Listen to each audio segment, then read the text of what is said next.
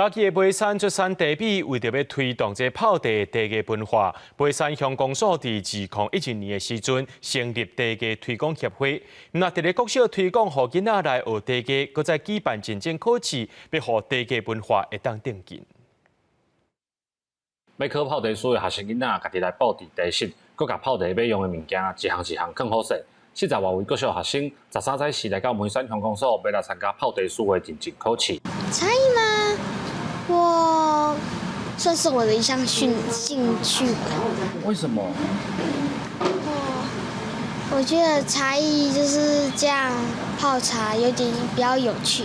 评分标准茶汤的部分是占30%，服装仪容也是占30%，然后我们有整体表现是占15%，还有一项就是那个流程是占25%。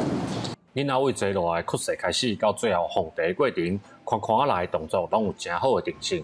伫学校甲茶艺老师就讲，囡仔学泡茶会当训练因的个性，而且毋是干那甲茶泡好就会使，这当中阁有真侪美感。时间、温度、茶量，伊要安怎甲即泡茶扭好、泡好，茶伤做的时阵，我安怎缩减时间？茶汤无够烧的时阵，我要安怎甲伊泡出来？即泡茶当好，啉茶茶人感觉会好啉。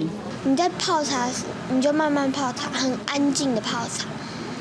很安静的时候，然后你喝一口温温的茶，你就觉得仿佛这世界就静下来。乡公所表示，茶是梅山乡真重要的产业之一。